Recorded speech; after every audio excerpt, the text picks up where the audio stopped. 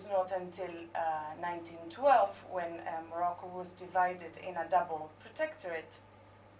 The majority of the country, which you can see in the first map, in the green, and the largest part of Morocco was a part of the French protectorate, and the northern pink area was the Spanish protectorate.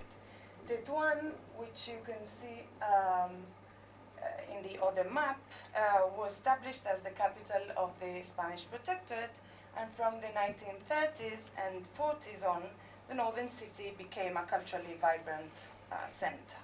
In this year, two bilingual Arabic and Spanish literary journals emerged, while the pioneer was named after Muhammad ibn Abbad al-Mu'tamid, the third and last Abbasid ruler of the Taifa of Seville in Al-Andalus, early modern Spain. Ktama bore the name of the northern area that you can see there signaled with the arrow, where its founder had lived and worked as a teacher before moving to Tetuan and founding this journal. It is also necessary to bear in mind, especially for the second part of the presentation, that the enclaves of Ceuta and Melilla, which you can also see in the map, were Spanish since the 17th century, although they did not become urban centers until mid-late 19th century. So Ktama, as al-Mu'tamid, was a bilingual journal, so you had more or less half of it in Arabic and the other half in Spanish.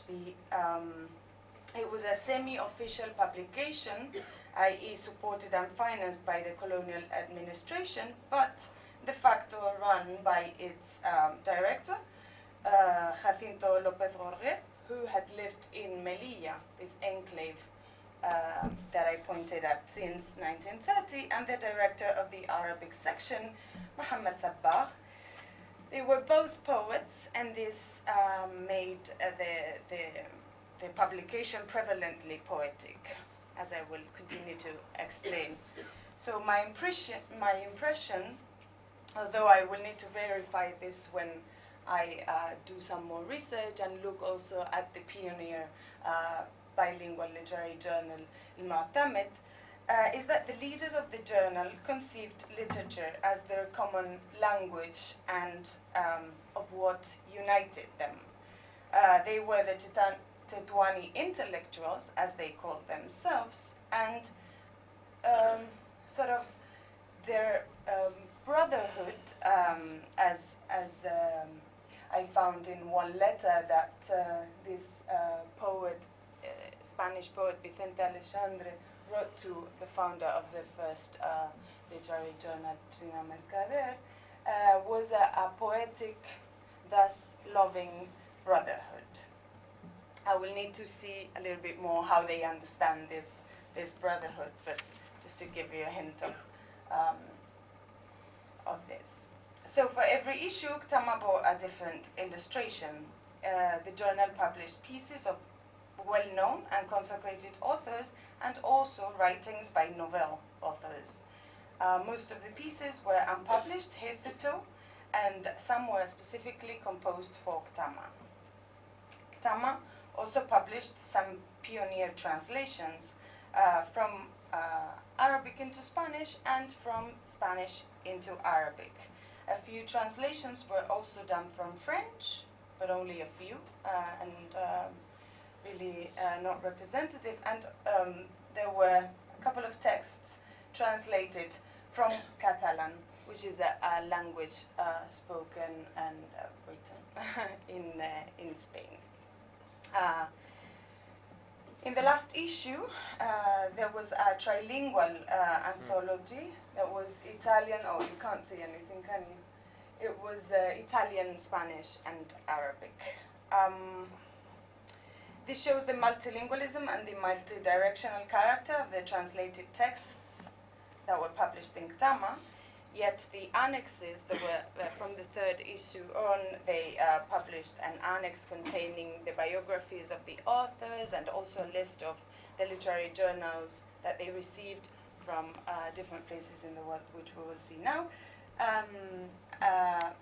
But from the sixth issue on, it was this annex was predominantly Spanish, and the Arabic section only contained the biographies of the Spanish writers, which means that the Arabophone readers could not access the information on Arab writers. From the sixth issue on, Ktama began dedicating the central part of the journal to anthologies of different authors, mainly to Lebanese ones, whom they called the great contemporary Arab writers. They were translated by the Arabist professor at the University of Barcelona, Leonor Martinez Martin. And although the total sum of the translators who worked for Ktama were a dozen, and the majority were Moroccans, Martinez Martin and Mohammed Sabbagh were the most prolific of all. And both of them jointly translated Lebanese Mikhail Noaim's Hamza Jufuni into Spanish. So Ktama also opened up venues for literary collaborations beyond the journal. Apart from Morocco, two main strands of Arabic literature were prominent in Ktama, which you can see in the purple circles.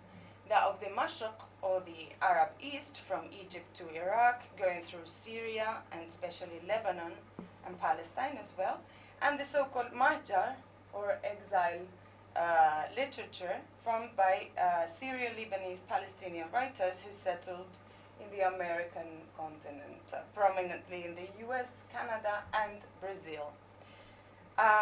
There were two trends among these Mashriqi Arab writers, the one represented by those who advocated literary renewal and more conservative ones. The members of the direction of Ktama were more interested in these trends of literary and poetic, specifically renewal, and they also awarded more importance to the aesthetics than to the explicit political content of writers whose works they did publish, such as the Iraqi Nazik al-Malaika and the Palestinian Fadwa Tuqan, whose writings were also quite revolutionary in many ways. Something similar happened with the Spanish writers, many of whom were Republican and thus opposed the regime that was ruling Spain, that was the Francoist dictatorship, and many of whom were in exile. So it was the fact that they published these authors' writings was already a statement, but their writings did not actually address specifically political issues. I put the picture of Juan Ramón Jiménez, who won the Nobel Prize and whose writings they published, and I included this picture in which he is with his wife Zenobia Cambrubi, who was the translator of Tagore. Just to link it a little bit to where we are now.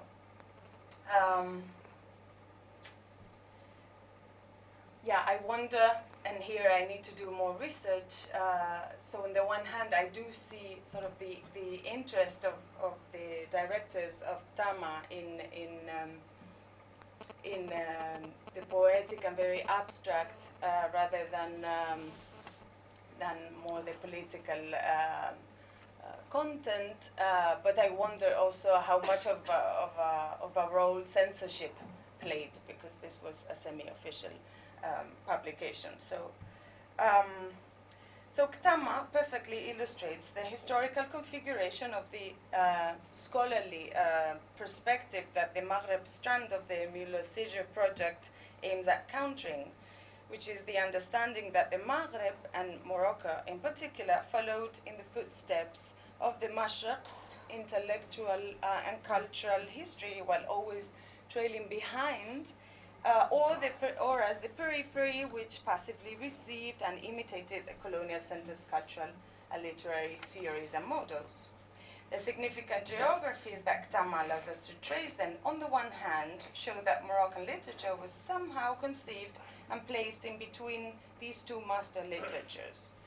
But on the other hand, by delving into the genre of the story, the qissa, the qsusa, cuentos, one finds a predominance of Hispano-Moroccan writers and of literary pieces and elements which show the imprint of local conceptions and multilingualism in the configuration of Moroccan colonial literature.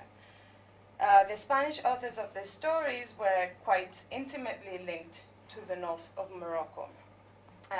Bacaicoa, for example, she was born in Buenos Aires, but she was raised in Tetuan since her childhood. And I would like to, I think she probably spoke Moroccan Arabic, I'm pretty sure, but I need to try to find these traces. Díaz Fernández was born in Tetuan, and he lived in Ceuta during much of his life. Fernández was born in Melilla, where Salgueiro lived.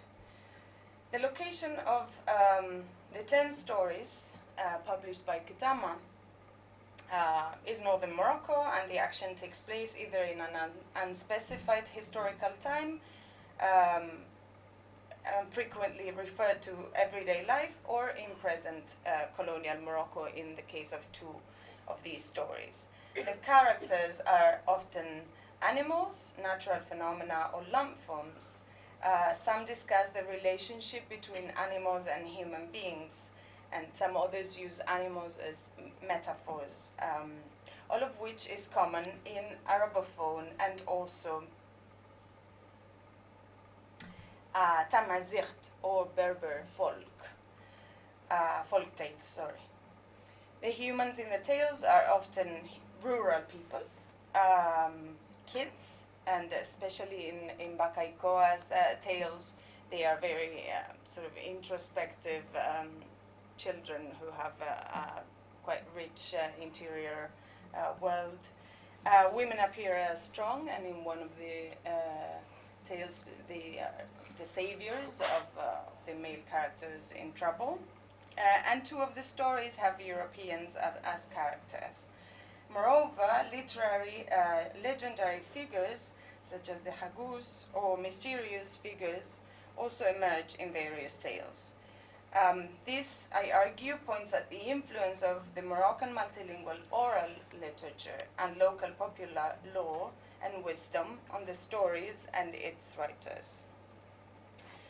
For example, Tuham el-Wazdani's story presents competing visions of marriage related to practices of popular culture and the relation to the notions of religion, tradition, and civilization. So the main characters are a couple formed by Amina and Abdul Qadir, who discuss about the marriage of the 3rd and single daughter, whom Amina prefers to sort soon, whereas Abdul Qadir thinks that a late marriage is better, and compares it sort of to the earlier thoughts about early marriage, and says, no, now. Amina also proposes to perform the visit to a hot spring near Tetuan, to Bismillah, in a northern Moroccan town, whereas Abdul Qadir considers that is a pagan or a barbaric ritual that has nothing to do with what defines marriage, which is destiny. Amina's brother, Abdul Wahid, plays the sort of authority in his deliberation that is grounded in like socio-historical arguments. He intervenes in the discussion to explain that, as was the case with Christians, who then became civilized, Islam should not be mixed up with custom or cultural phenomena. So the visit to the spring to vow for marriage bears a social importance and should not be dismissed. So this is how Abdul Wahid convinces Abdul Qadir that he needn't oppose to the ritual, which is eventually performed by and led by women characters.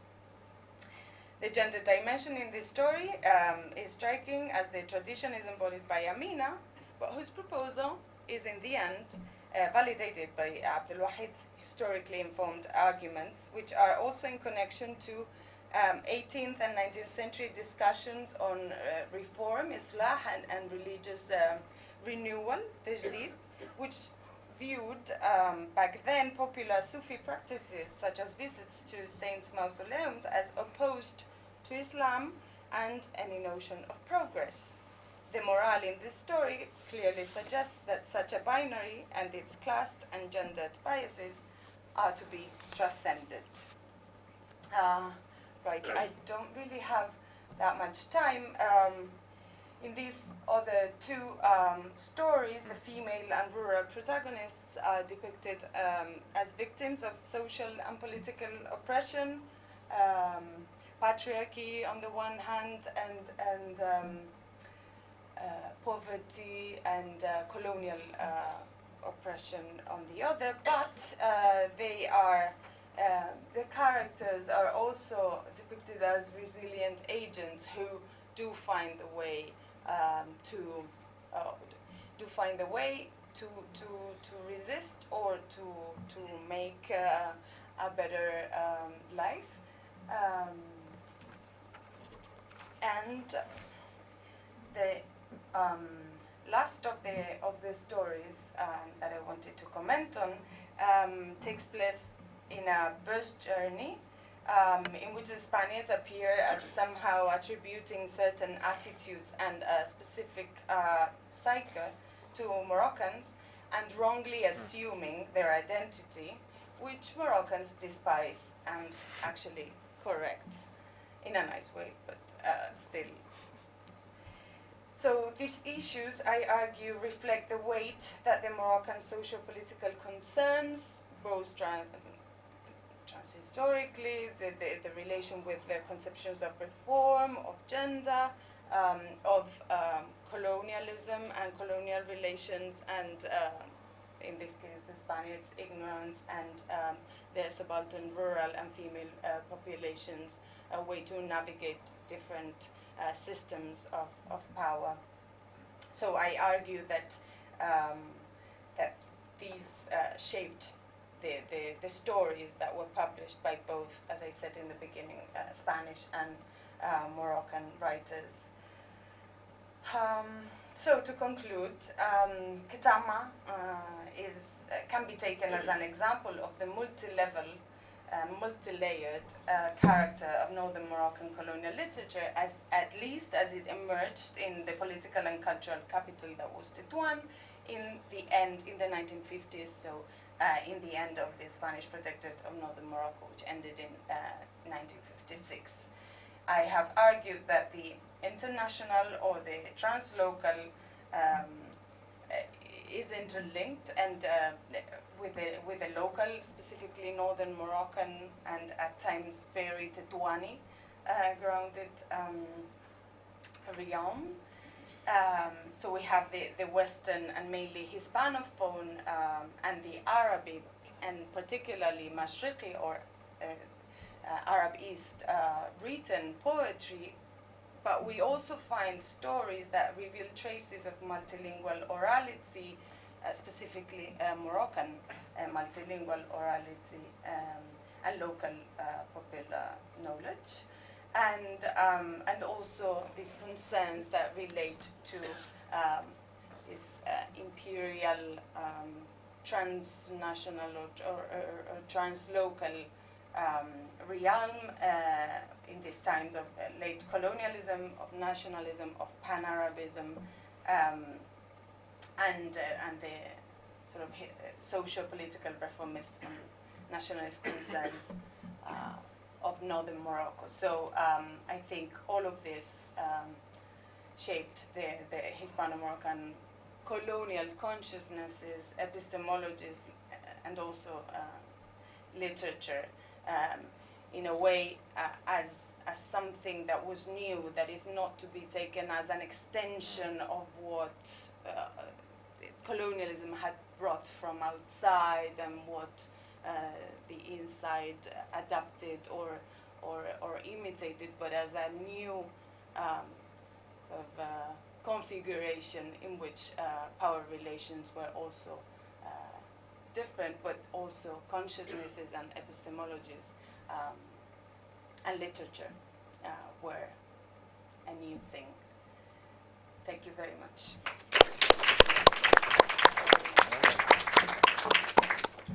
Very interesting. So our next presentation is Ravikant, and his paper is entitled Between Colonialism and Nationalisms, All India Radio for Multilingual Millions.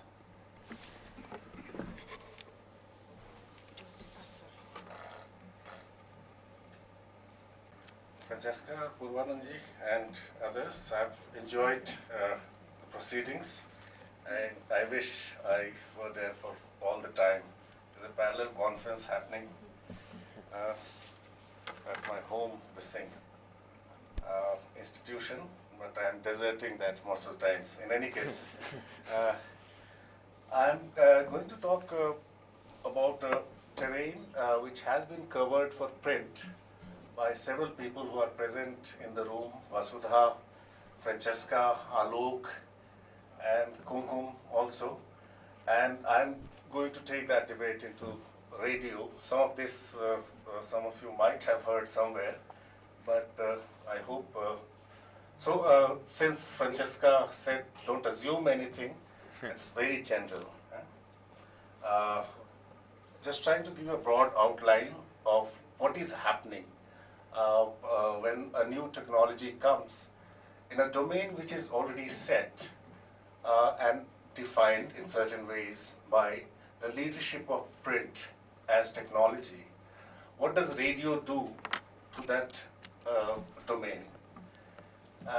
And I, would suggest that we look at technology, language, and power together.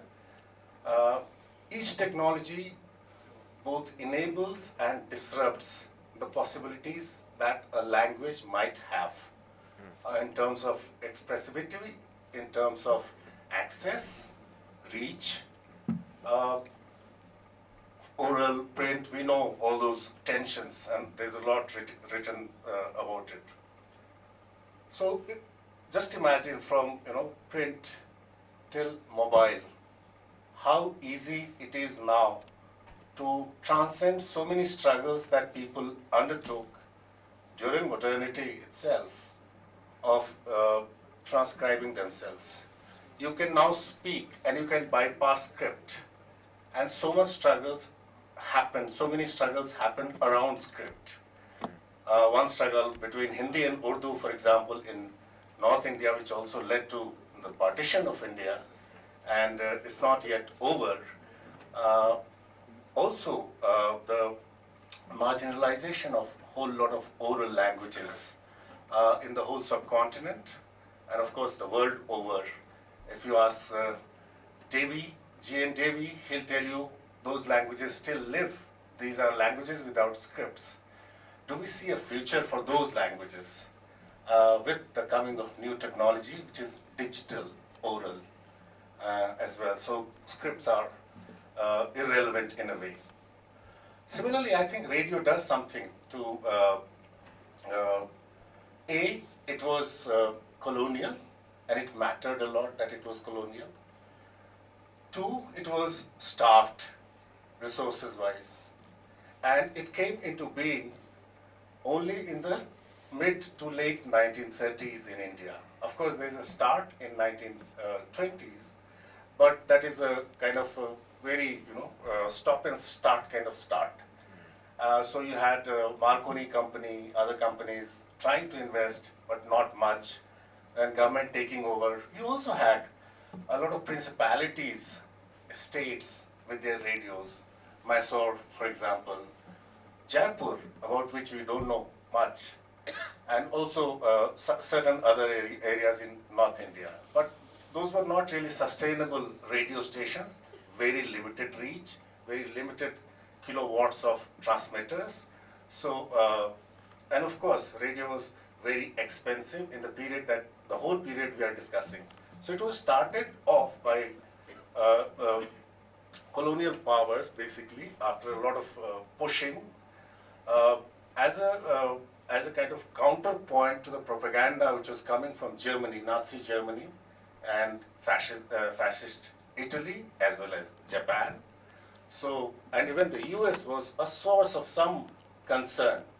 And this work has been done by Jocelyn Zivin, her PhD, and she has written some articles on this. You can also, she also informs us that there was an investment with village radio programming in the starting with 1920s actually, but also in the 1930s. We imagine that a lot of that programming was being done in local languages as well.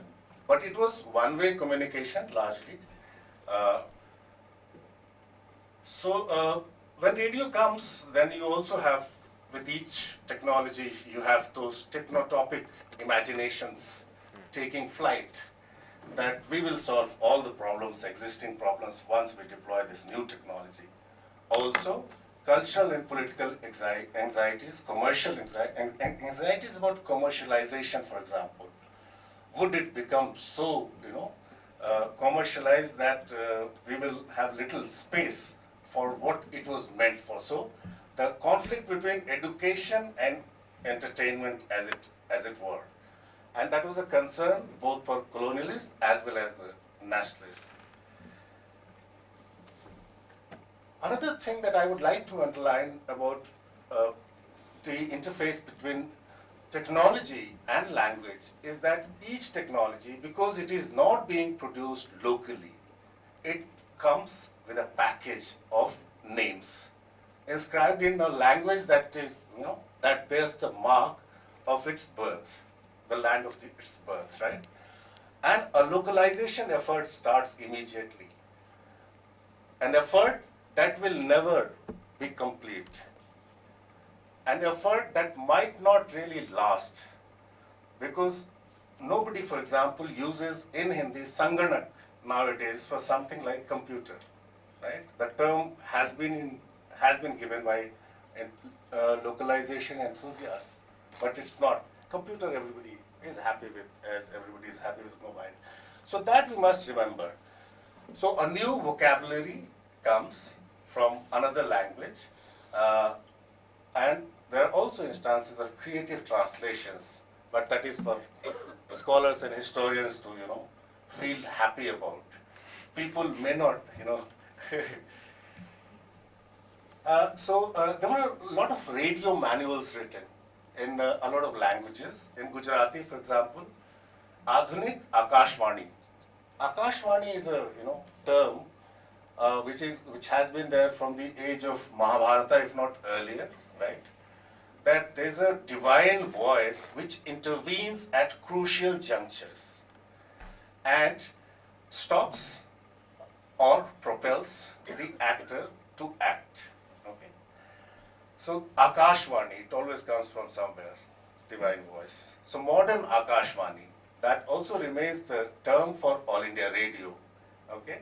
It's attributed to Mysore station, also to Tagore, but I think Mysore was the first one. But here is one Gujarati book also which uses the term. Similarly, in Urdu, Radio Yani Betar Payame Rasani, okay, written by Professor Minhajuddin, MSc, who was a professor, Ulume Tibbiyat, Darul Uloom Islamia College, Peshawar, 1932. So all these manuals are there. And how does radio work? It was useful also for people who, did ham radio, who had who tried putting together radio who did not necessarily have money to subscribe to the licenses. That's what you had to do actually if you wanted to. So it was an elite thing, radio, for the most of the period that we are discussing.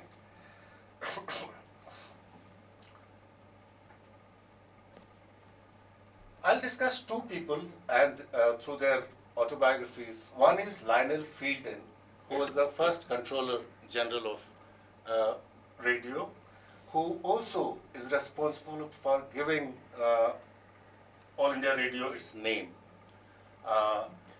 So he was a liberal, radical for his times, and he was at loggerheads with several people.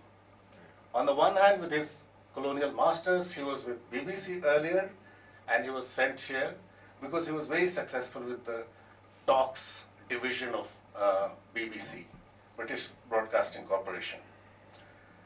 And he was as staunch an advocate of Gandhian philosophy as Professor Apurvanand is.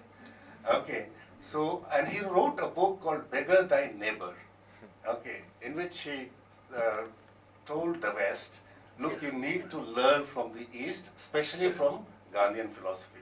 And he supported the Indian nationalist cause. Such a person had to be a difficult person for the colonial establishment. And so the kind of alliances that he builds are interesting. The kind of programming that he spawns is very interesting. Gandhi and Nehru both he was very much in touch with, and he wanted both of them to come and broadcast their views from All India Radio, but they did not oblige him. Because there's something called taint of colonialism. Colonialism owns this technology, and I do not want to have anything with it. So they stayed away.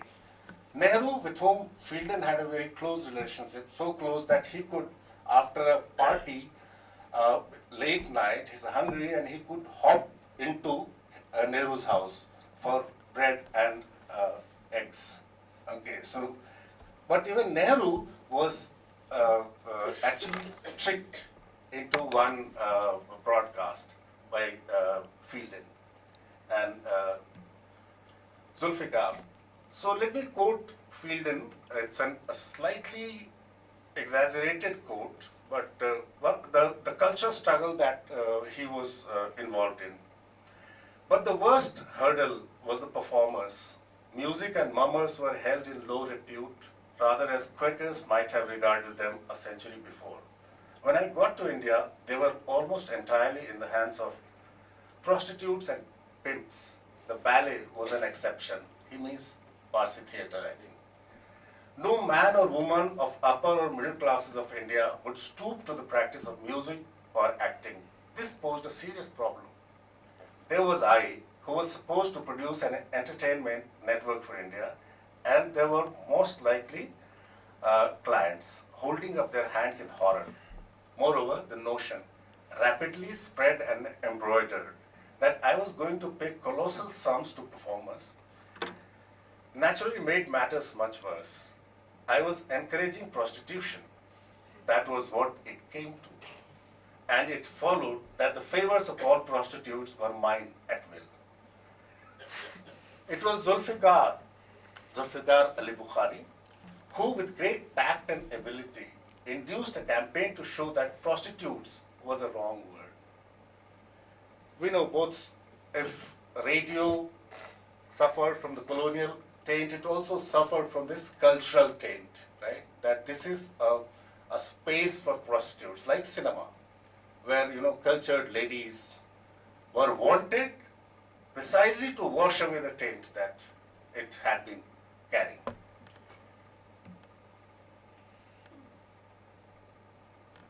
There are other interesting sources for, one is, of course, Fielden's report itself on broadcasting, which was published in 1940. Then he also conducted a listener survey. And he talked about several languages there. He's talking about English, broadcast in English, and listeners' reactions to those broadcasts, Hindustani, Urdu, and Hindi. On Hindustani, he was very clear. I quote, "He will be a brave man indeed who could label each shade finally and decisively as Hindi or Urdu. To do so in broadcasting would be even more difficult." There's no script. Huh?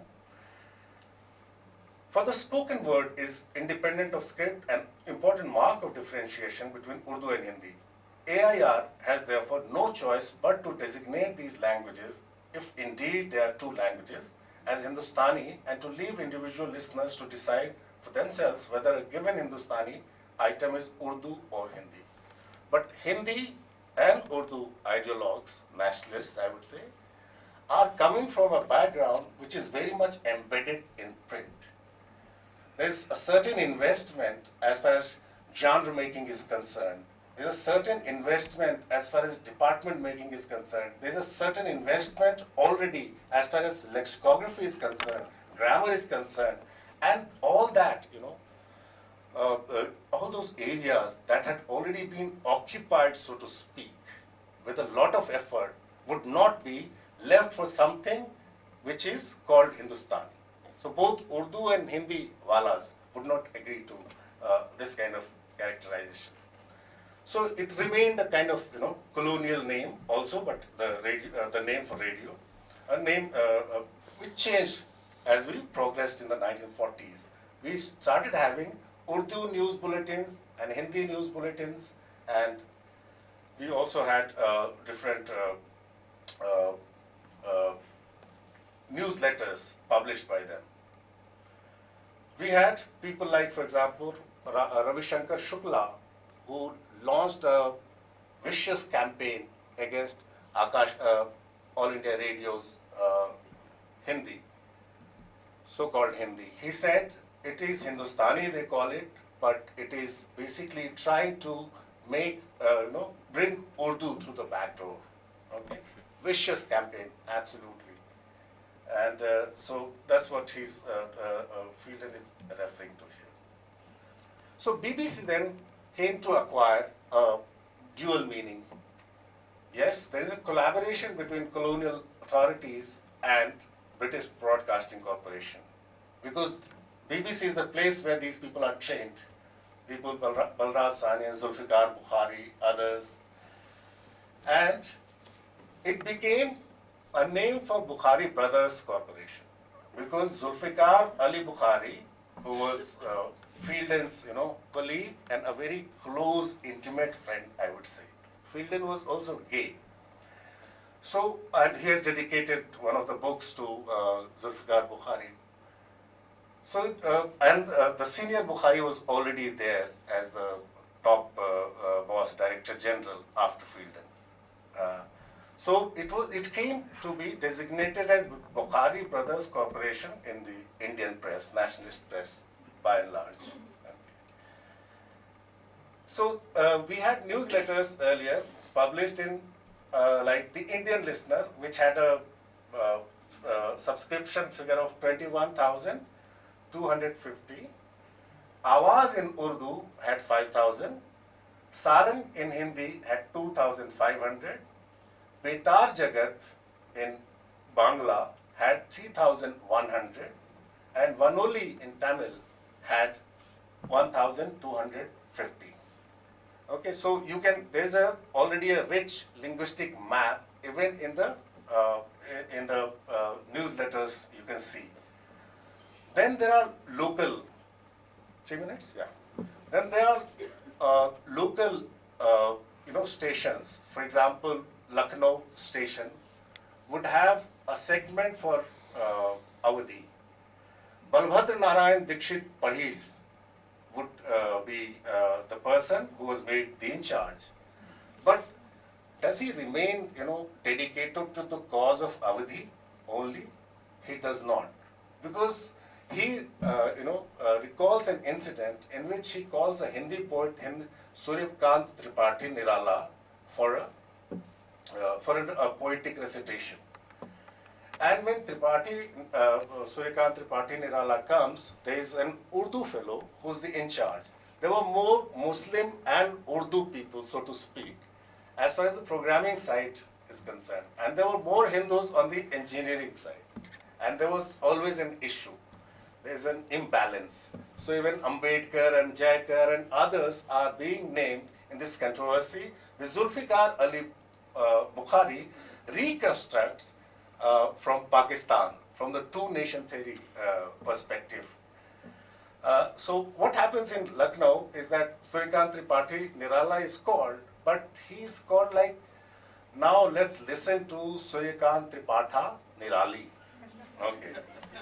Nirala being Nirala, right? And he had a wrestler's reputation.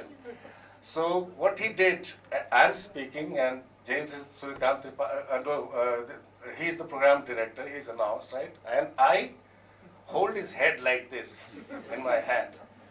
And there's no word that would come out of his mouth, okay, except some sounds like he. So that's what happens. And Nirala is furious.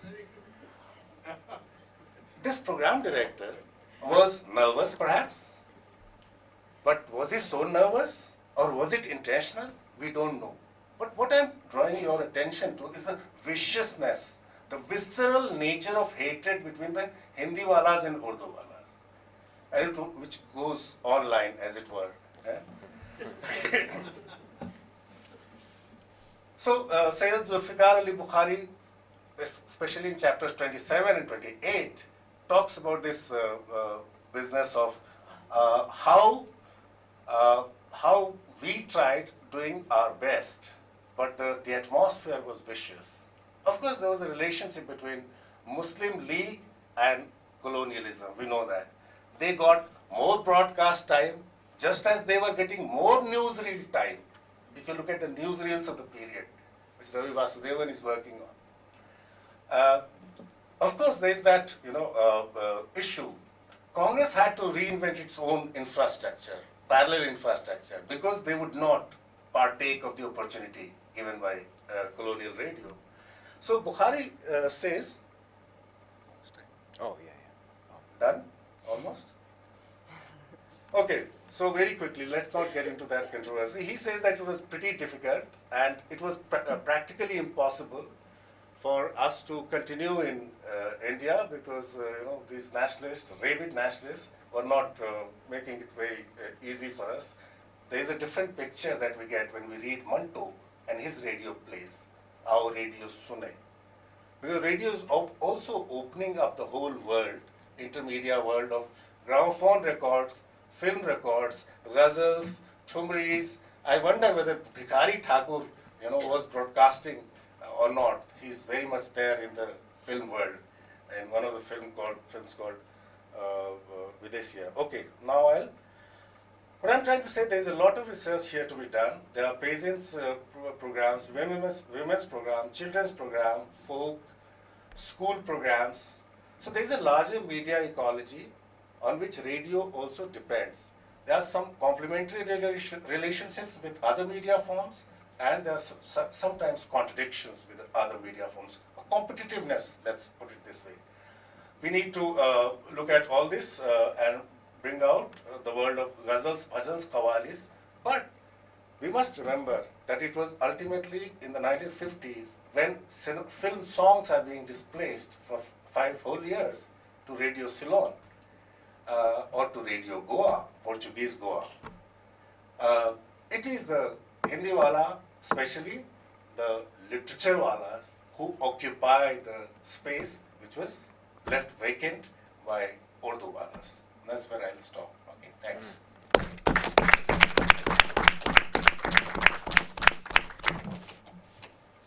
Fascinating. Some questions, please.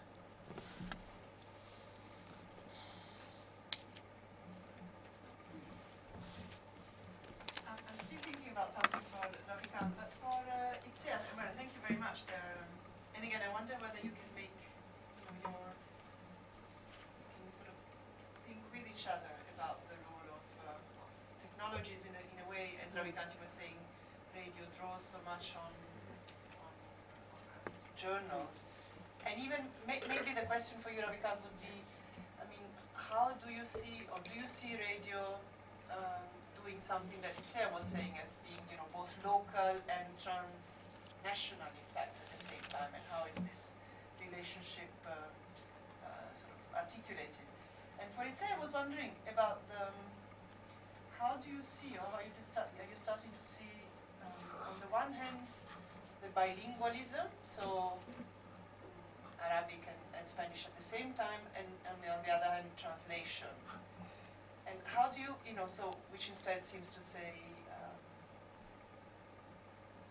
so I mean, with bilingual, it seems to say you just put them there, and some readers would read one, and some readers would read the other one, and you're also making them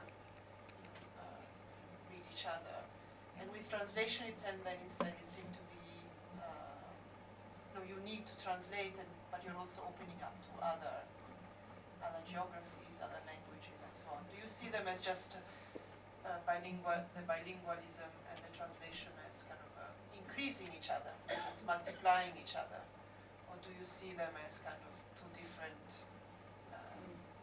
activities or two different enterprises? I'm not sure I understand.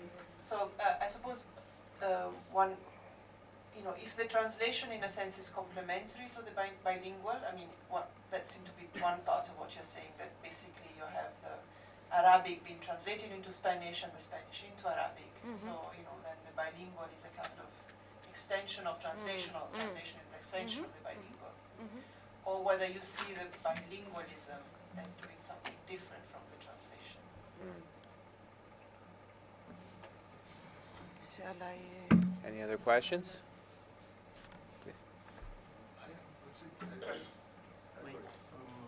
Simple point of information actually from Ravikant has come to Hindi Urdu obsessively. I'm just interested, is there a sort of Urdu or / Muslim figure corresponding to Ravi Shankar Shukla Hindi Walo Savdhan, given that that Hindustani is, so to speak, somewhere in an ambiguous middle. So at that point in the 1940s, is there an Urdu wala who's talking the language of Ravi Shankar Shukla?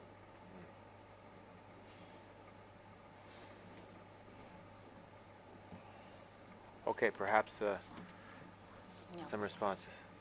Yeah, thank you, Francesca. It's a tricky question, or it's difficult for me to answer it. I think I need to sort of get a better idea of how bilingual the Titwani population living when Ktama is published are, for me to understand how translation works. It's true that I have the impression, but I don't know to what extent it is an assumption of mine, that translation is working to bilingualize the journal, and thus the different texts, or make available the texts that are published in one language also in the other language. But I will need to think through it. Thank you very much.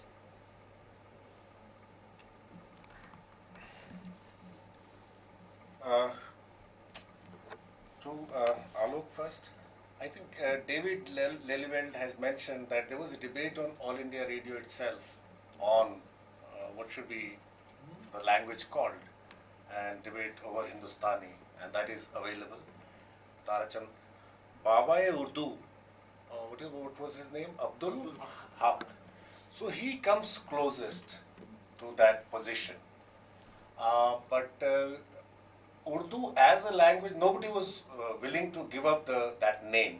That's why in the 40s we have Urdu bulletins different from Hindi bulletins or Hindustani bulletins, Hindi bulletins. So Abdullahi comes closer, but you can't get as vicious as Ravi Shankar Shukla. So that's whatever little I have read of him. Yeah, this is very interesting that all there's colonial involvement in all the major radio stations of South Asia. Uh, and whether it is Radio Ceylon, which is the oldest commercial radio, Sri Lanka, or of course Portuguese Goa and this Delhi and other stations, Delhi, Bombay, all India basically radio and different stations. Uh, and there is a presence of also pirate radio being used by nationalists, Aruna Asaf Ali and others. They are using radio. Khwaja Ahmad Abbas, for example, is part of the brigade that is carrying messages, audio messages from one place to another to be broadcast, coded messages. So that's there, but we need to, and there is this fear of what is coming from where. But listeners, I assume those who are listening to a whole lot of broadcasts, Voice of America and German broadcasts, and there are also Hindi programs being launched, especially for. But as I said, not everybody could afford. Of course, you had a system that there could be a collective listening possible. So you have a loudspeaker in a village which is connected to the transmitter.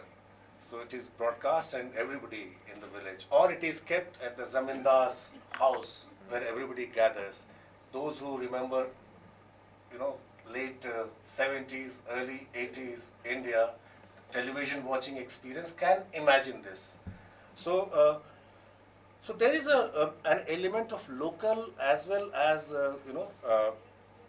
transnational, but I think it grows as we move into the 50s and 60s. All India Radio itself becomes more powerful. There is more money put in.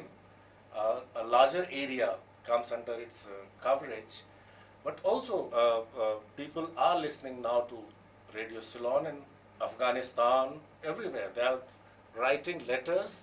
We know that people are writing letters in large quantities from 60s onwards at least.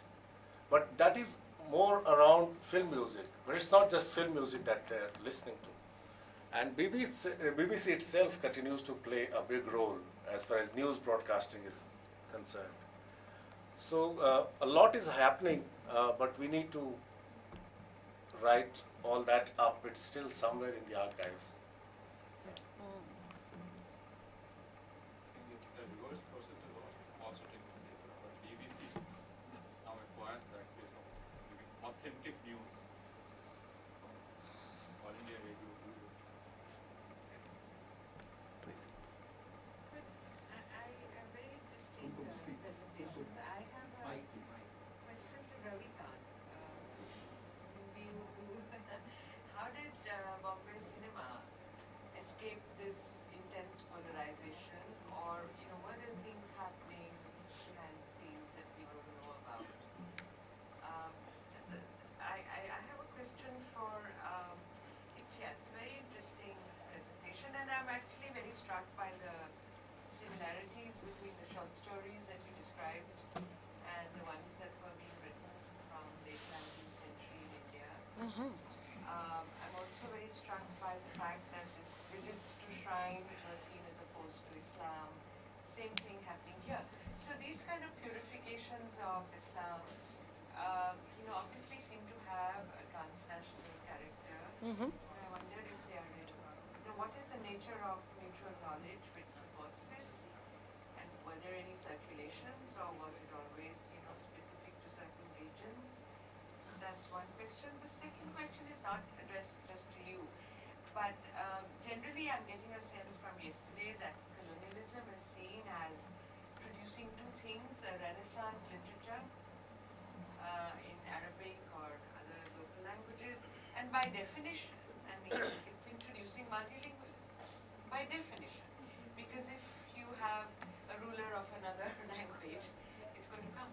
So, in some sense, I think then, how do we get past these two sort of features, and how do we understand, what does Renaissance mean? How do we understand these sort of, several Nahadas and in India there was the Bengal Renaissance and so on and so forth, which are again by definition multilingual. So it's a broader question which I'm hoping we'll come to. The more specific question to you, Itzia, is I wanted you to tell us a little bit about the quality of Spanish colonization, as opposed to the French or the British. Because I think that might bring out, something other than just commonalities. It might actually bring out, the nature of the social fabric as it's changing. Great. Just a brief question for Ravikant. When did Hindustani give way to Hindi Urdu?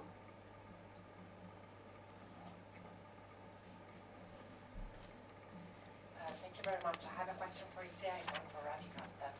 So Itzia, you mentioned the content of the Spanish short stories, and I was wondering about the style and the genre per se.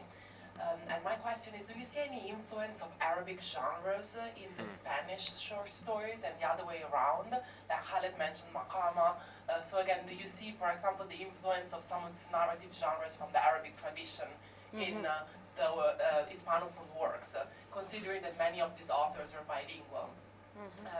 And for Ravikant, I was very intrigued by the women performers that you mentioned for the radio. So what happens to those oral genres? Do they gain more legitimacy through the radio? You mentioned that at the beginning they were perceived as very lowbrow, popular genres that didn't have any kind of social legitimacy. What happens to the performers themselves? Do they gain some kind of commercial success and therefore a higher social standing through the radio? And how does this change in time from I mean, you focus on 1950s, 60s, but is there an evolution of this in time? Thank you.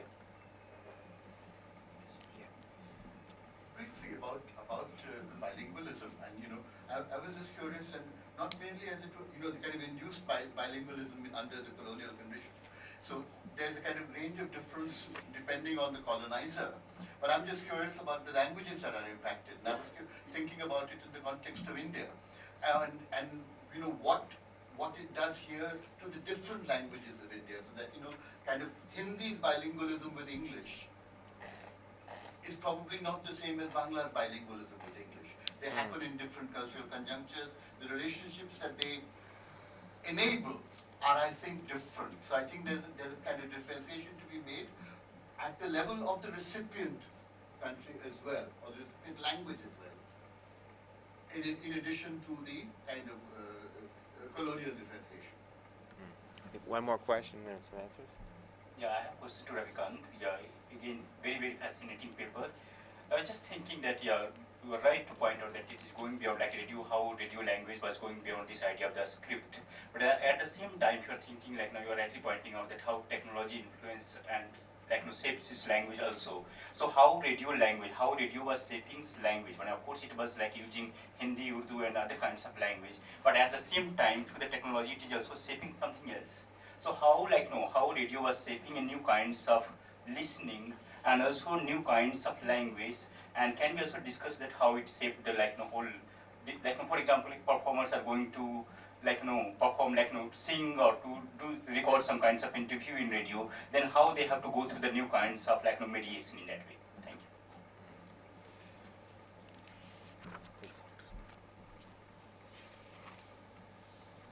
you. Okay, thank you very much. I was also thinking about my paper together with the technological issues, with thinking technology and language and power together, which I very much liked in Ravikant's paper. And I think there is also an element of class, as I also mentioned, about these intellectuals, that is, and to the rural and urban ascription of the readers of these journals, that is, that would be interesting to compare with the radio, because I know that at the time in which these journals are published, there is radio that transmits, and also sort of transmits in Arabic and in Tamazight, which is quite striking because Tetuan is very Arabophone, and so there are interesting things there that I think would expand my my findings. So, with regard to your questions, Kumkum, so and the circulation of reformist ideas, I have more knowledge on the 19th century, and certainly there were, I mean, this Islah and Tajdid were very, again, local and translocal around the whole Islamic Ummah, and I think I have found connections specifically linking Morocco to West Africa, and these ideas of sort of not recommending the practice of popular Sufi rituals and stuff. And with regard to Spanish colonization in Morocco, I think one of the main differences with regard to French colonization in Morocco is the fact that, as I have named it in my dissertation, this modern colonial encounter is conceptualized as a re-encounter that takes place between people that are not unfamiliar and are always related to historical framework, and that prominently goes back to Al-Andalus. So there is a constant reference to Al-Andalus and a constant appropriation of this shared past for multiple, so there are multiple evocations that lead to multiple interpretations. So there is, and this is, I would like to emphasize, important for both the Spaniards and the northern Moroccans. So Al-Andalus and the Reconquista had an impact also and shaped socio-political structures that were prominent in the north of Morocco, and so it is really a re-encounter that is conceptualized in this way by both, if we can speak of two parties. Yeah. But that's really important because look at the difference between the conquistadors in Latin America Mm-hmm. and a totally different, form of colonization, which could not conduct any friendly history or any multi-religious history at all. So somewhere I suppose that would have a bearing also on the whole question of languages. Yeah, it's not always positive, this relationship. So there is a discourse that emphasizes Hispano-Moroccan historical brotherhood, so to say, but there is also a discourse on the historical enmity. And so also there are sectors, especially conservative and ultra-Catholic sectors in the Spanish Peninsula, which with the decline of the Spanish Empire in the Americas, conceptualize this new aspiration of Spain colonizing Morocco as a reconquista. So it's also seen as, so here, yeah, it would be very long, but it's interesting that, for example, liberal colonialist sectors in the peninsula take Al-Andalus as the peak of civilization, and this leads to circular conceptions of colonization. So the Muslims in Al-Andalus were the civilized, and so they conquered Iberia, and now we are the civilized, and so we conquer Morocco. Of course, this is interesting because it's an essentializing of stable notions of civilization, but it is problematic because it links Muslims in Al-Andalus to 19th century Moroccans. So, yeah, I would say this is, yeah. Okay, I think we can then... with my apologies, if we could just have one or two responses and then take the rest of them at lunch or later today. Sure. Bombay Cinema escaped it because I think it was commercial, and it was already in a multilingual space, which was not the case so much with Delhi. And there were, Gujaratis, and there were Punjabis, and Marathis, and Bengalis, and even the Tamilians and Bengalis involved in the whole project. That's what I think made the difference. But of course, the template was, Hindustani template was coming from Parsi theatre. 1940, we had newsletters already separated, but during mid-40s, this separation gets affected, the independence. And Urdu gets suspended, Urdu news, for a while. It gets reintroduced to push India as soft power again. That's in the 50s, I think. Long answer, Sarah. So I'll just say that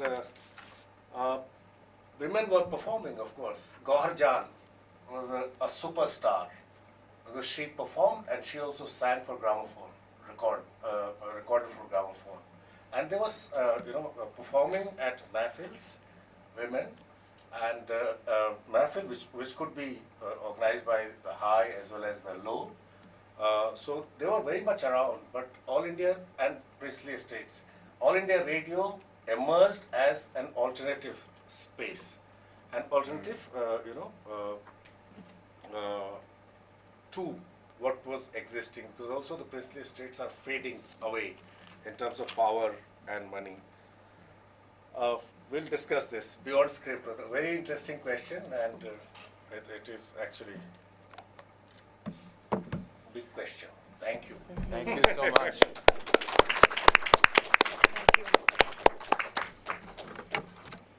So now it's lunch, is it not? Okay, excellent. And we reconvene at 2:15. A little bit of time to go into Lodi Gardens either today or tomorrow at lunch. It's really worth Right here. taking a... We begin with Rosinka Chaudhary of CSS Kolkata and Oxford, the reinvention of literature in the time of the modern. So should I just pull this one? Oh yeah. Sorry, this is not mine. अच्छा ये आपका नहीं है मेरा नहीं है. ये phone आपका है No. आपका है phone Apologizing for the title of the paper, which was invented in rather a hurry, invention of literature in the time of the modern. And then I said to Francesca, I hope that's not sounding too Marquisian. I don't want people to think of cholera when I speak. But anyway, we'll just concentrate on what I have to say. I'm reading. I don't have a PowerPoint. So am I audible, or should I move up closer to this mic? Yeah, closer.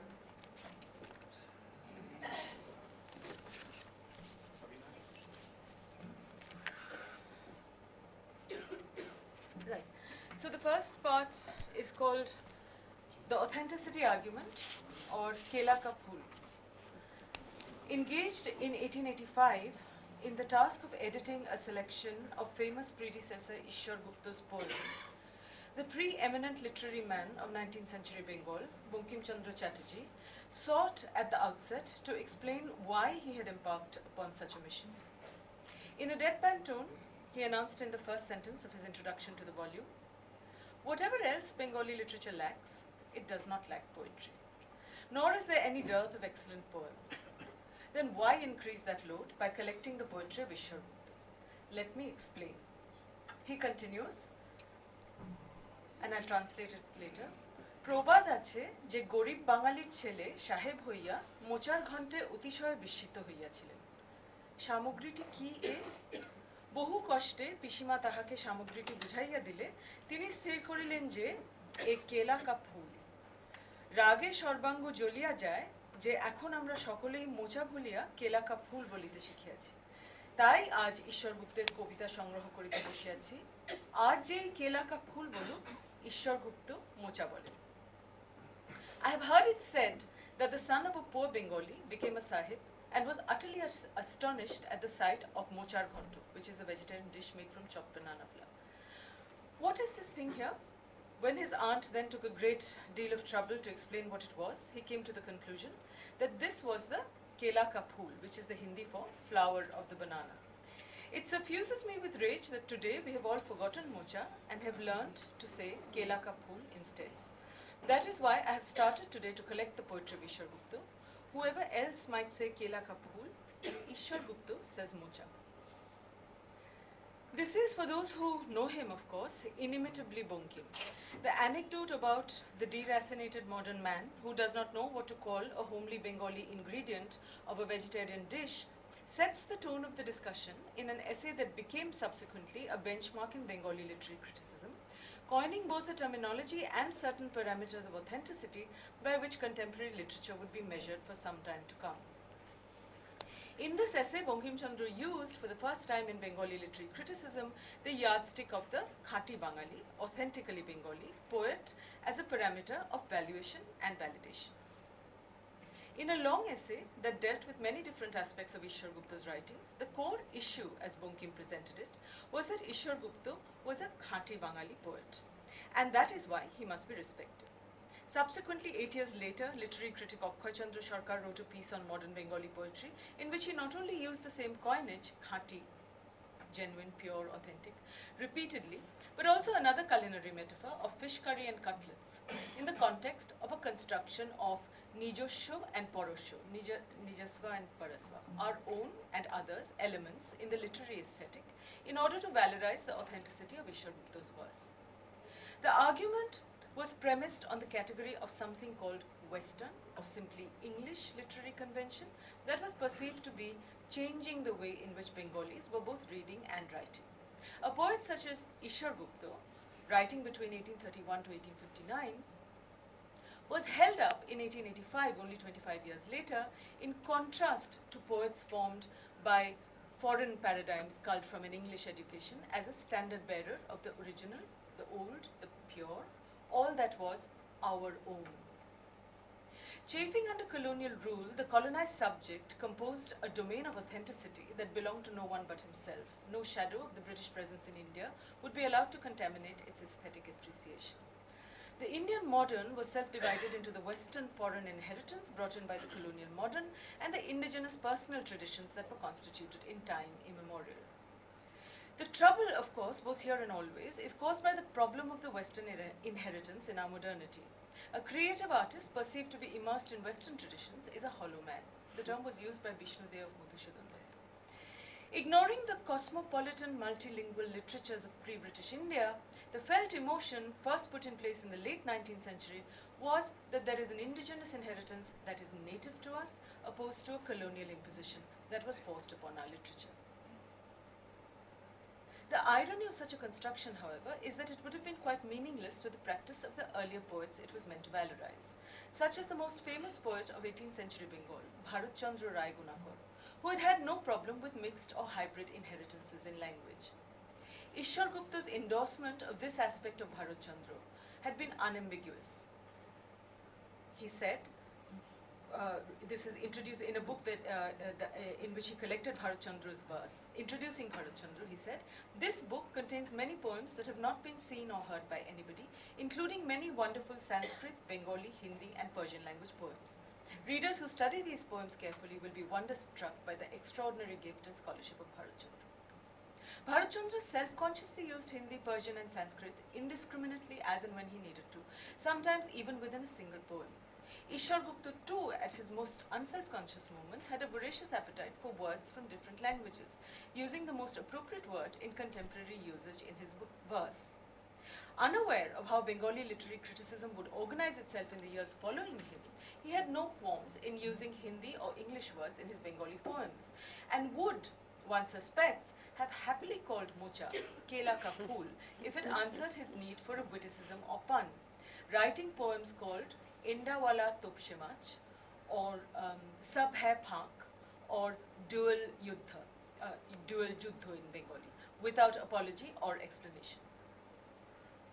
The Indian modern, in its early phase as it came into being between 1800 to 1850, also saw Ram Mohan Roy, called the father of modern India, oscillating between the use of several languages to several ends, serving too in tandem with the pre-colonial Bharat Chandra as a salutary reminder that the practice of multilingualism in India has its antecedents in both the modern melange of commerce and contact in colonial Calcutta, as also in normative pre-colonial conditions.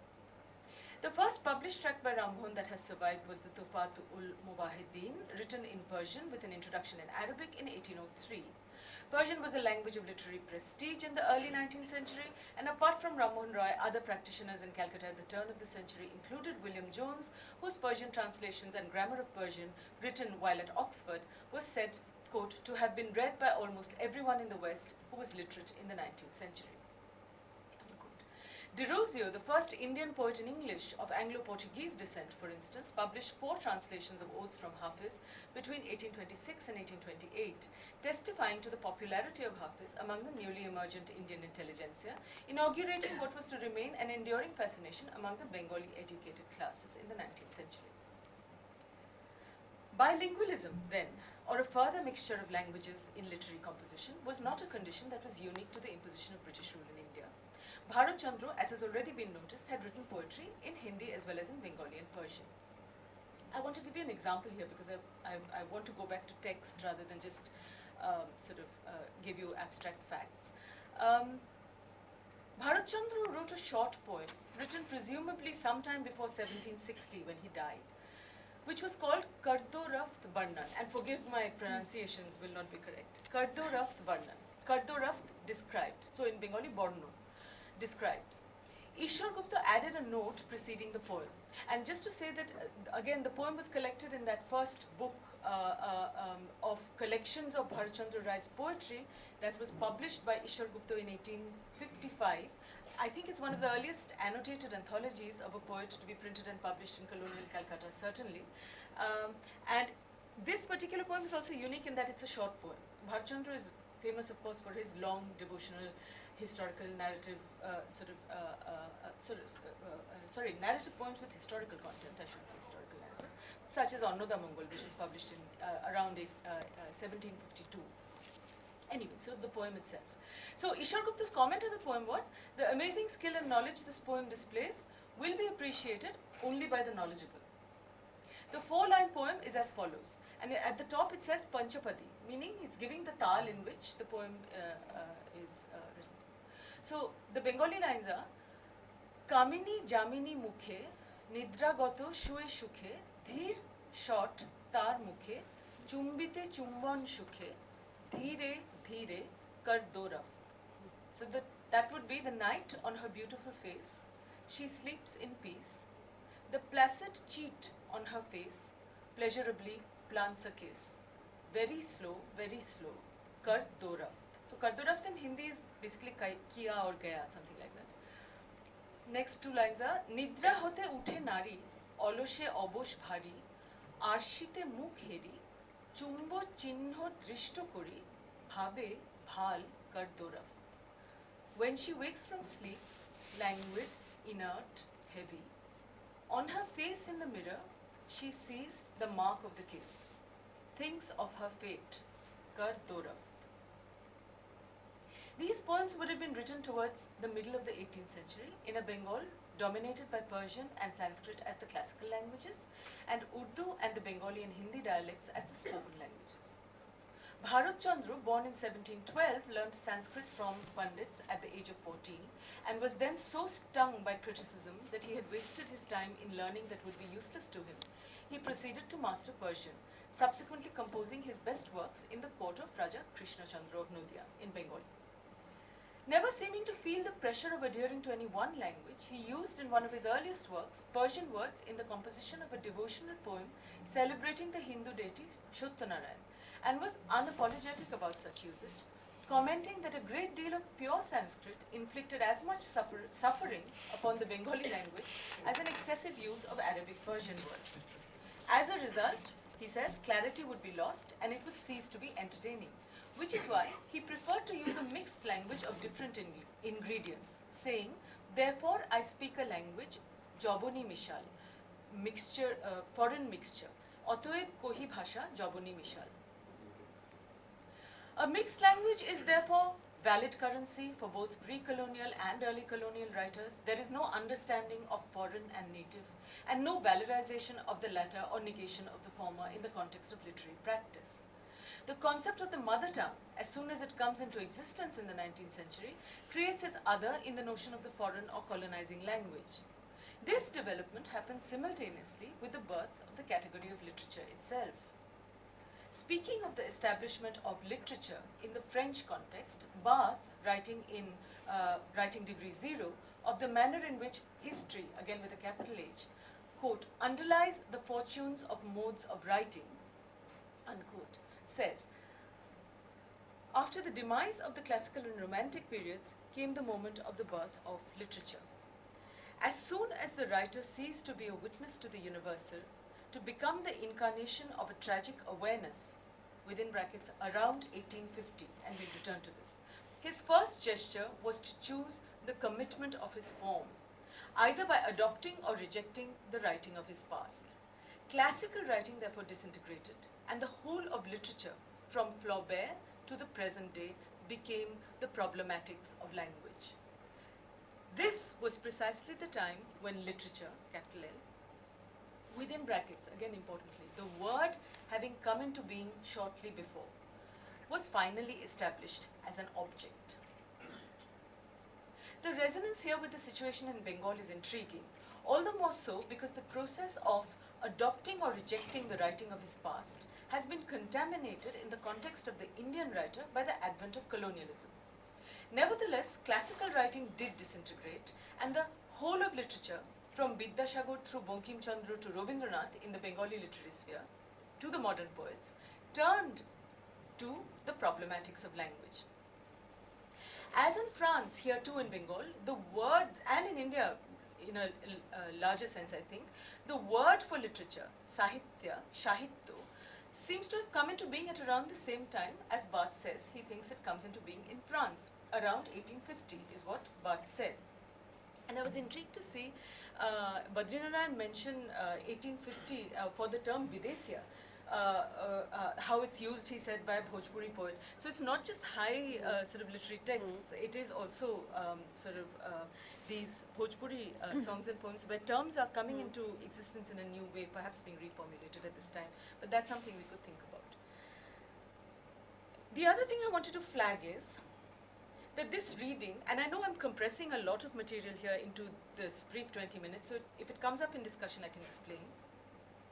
My reading is predicated on the internal, so firstly I take from Barth's reading, and Barth's reading too I think is predicated on the internal dynamics of texts of literature than the conventional historicist genealogical approach evinced by, say, in both in you know, if you go back even in Goethe's Welt literature, if you look at Damrosch, certainly this notion of a historical genealogical approach, and of course in Casanova and her principal critic Amir Mufti, in critiquing Casanova, also actually critiques it from a historicist perspective.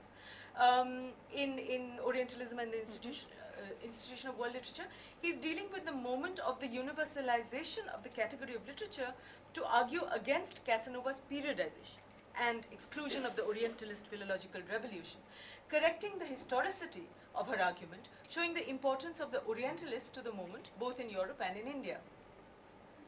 Barth, however, I think is in the tradition of Tagore, and again, I'll explain later if I have time. And what I mean here is Tagore's essay Bishwa Sahitya, World Literature, which was published in 1907.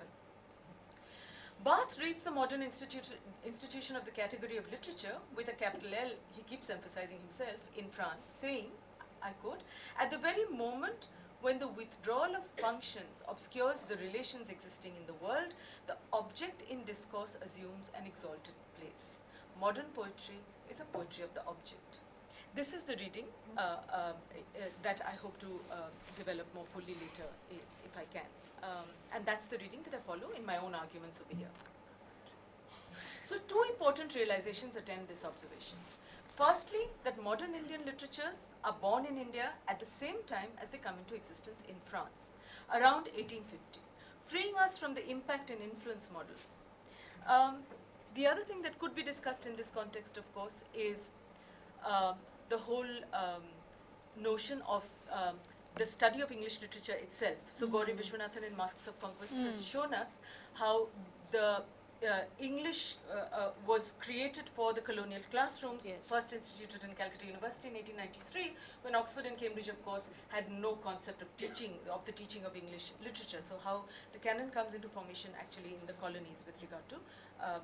So it would be interesting to actually think of the fact that maybe even in England, how this particular notion of the category of literature is being formulated at around the same time. So, secondly, so that's the first thing. And secondly, that the understanding that a nation had to have a literature in its own tongue, and this is of course a more commonplace thing. In the case of India, of course, many nations and many tongues comprise the one nation. This understanding, of course, was a 19th century notion, popular all over the world since Herder and the European philologists.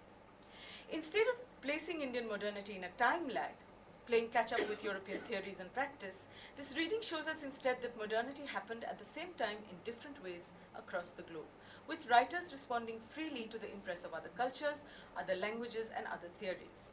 Thus, from a teleological first in the West and then in the rest model, we can move instead towards a reading of simultaneous developments, showing how the modern understanding of literature as national representation or the modernist understanding of literature as craft happen more or less concurrently in the world.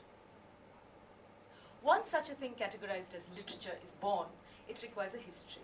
And as we can see from the example of Bankim Chandra himself, writers themselves sometimes took the lead in formulating the new spaces and histories of particular literatures for the benefit of contemporary readers.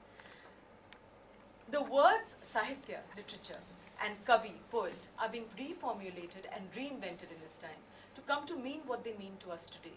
Alongside other categories, such as Itihas, we are constantly reminded at this time that such words meant something else in the past and signify something quite different now, in the 19th century. Side by side, the literariness of the literary is being formulated anew, and the mapping of our own literary heritage is being self-consciously undertaken now in a different way to the traditional commentaries and textual analyses of the past, as issues of aesthetics, of tradition, of authenticity, and of culture are repeatedly brought up and reconfigured to suit modern times. I'm told I have exactly 3 minutes left, so I will leave out the second section of the paper entirely, which was a discussion, very interesting discussion, so go to it if you ever have the time, of the concept of the Kavi, or the Kobi as it is in Bengali, and what does it mean. Bankim Chandra is discussing in the same book that I've been discussing, and Ishwar Gupta's the introduction. He actually addresses this, and he says, what is a poet? Is Ishwar Gupta a poet? And he says, no, he's not actually a poet in the sense in which we understand it today. So this is 1885. How do we understand it today? In the sense of, and he now uses English Roman script, and he says, in the sense of a poet, as the English say. So what is the difference? And he actually says that in the Shastras, Kavi was anybody, whether he wrote of theosophy or astronomy. The word was applied indiscriminately. In the early 19th century in Bengal, it's used for singer-songwriters called the Kaviyals, Kobiyal, who performed in their songs. So that's the low debased form of it. And now, however, he says, it means, so to understand it as pure poetry, he uses a Sanskrit colloquial thing, and he says, now it is like the poetry of Magh and Kalidas. That is, so he constructs this genealogy. So it's an interesting, there in writing of how this thinker and literature is reconceiving of these terms and rewriting these terms and trying to grapple with how a term like Kavi, he doesn't deal specifically with Sahitya, but of course it's implicit, how these things are being put into place now in relation to practice in that time. Thank you. Wonderful. Very much. Thank you. you very much, Rosinka. That gives us also tools to discuss the other literatures we've been talking about, something that cuts across modern literatures in whatever continent. Thank you. So now Yogesh Pratap Shekhar of the University of South Bihar will speak on early histories of Hindi literature, a comparative study. शुक्रिया। ये बहुभाषिकता पे हम लोग बातचीत कर रहे हैं, तो आधुनिक हिंदी से संबंधित 3 तथ्य है मेरे पास। पता नहीं ये उस ढांचे में आएगा कि नहीं, लेकिन फिर भी थोड़ा सोचा जा सकता है। जैसे कल भी चर्चा अशोक वाजपेयी कर रहे थे। नहीं, हाँ ठीक है। तो हिंदी की पहली पीएचडी जो लिखी गई वो अंग्रेजी में लिखी गई।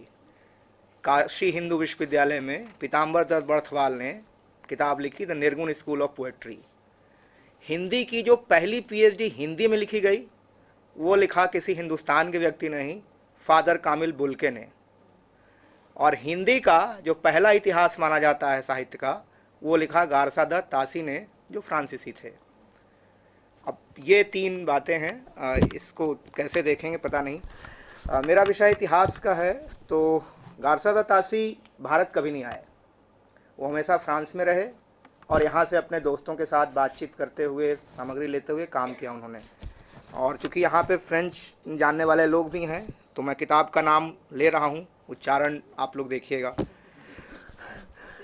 किताब जो हिंदी में जो लिखा जाता है उसको हम लोग लिखते हैं इस्तवार दल लिटरेत्यूर एंदुई हिंदुस्तानी।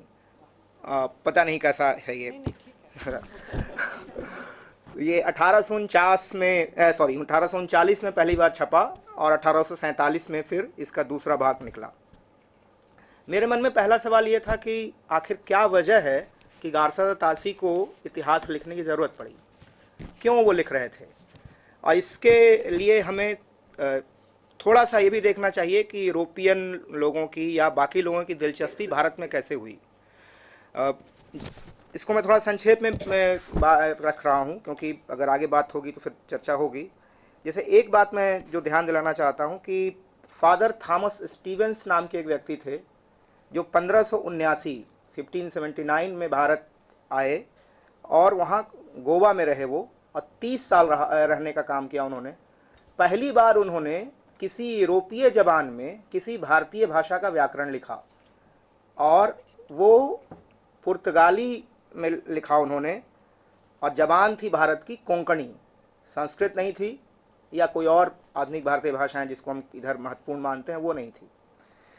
ठीक इसी तरह से ध्यान रखिए कि अकबर का ज़माना है।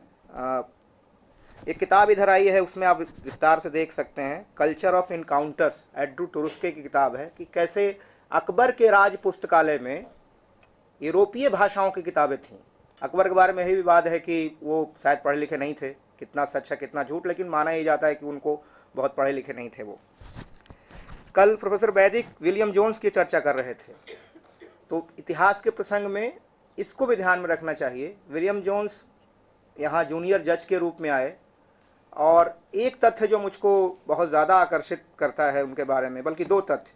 एक तो यह है कि वो 28 भाषाएं जानते थे, तो बहुभाषिक कैसे होंगे नहीं होंगे पता नहीं, लेकिन वो 28 भाषाएं जानते थे। और दूसरा ये कि जब वो भारत आए 1784 में, तो उनको यहाँ जो तनख्वाह मुकर्रर की गई वो थी 6000 पाउंड सालाना। 1784 में 6000 पाउंड सालाना। और उन्होंने ही ये, आप लोग सब लोग जानते हैं, उस विस्तार में जाने की ज़रूरत नहीं, कैसे एशियाटिक सोसाइटी की स्थापना की और फिर कैसे भारत को खोजने की प्रक्रिया शुरू हुई। ये भी आप लोगों को मालूम होगा कि 1789 में उन्होंने अभिज्ञान शाकुंतलम का अनुवाद किया। और यहाँ पे एक दिलचस्प तथ्य मुझे मिला, इसकी समीक्षा नारीवादी चिंतक जो पहली मानी जाती हैं, मैरी वोल्सनक्राफ्ट ने की 1890 में।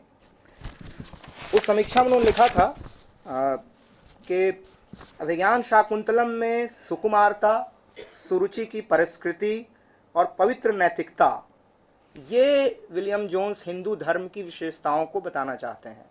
इसको ध्यान में रखना चाहिए, इसका संबंध है आगे। इसके साथ साथ दूसरी स्थिति जो घटित हुई गारसा तासी के पहले, वो थी फोर्ट विलियम कॉलेज की स्थापना। दिन में भी बातचीत हो रही थी हिंदी उर्दू के बारे में। फोर्ट विलियम कॉलेज से ये बात शुरू होती है कि हिंदी हिंदुओं की भाषा है और उर्दू मुसलमानों की भाषा है। इससे पहले ऐसा कहीं देखने में आता नहीं। इसके कई प्रमाण हैं।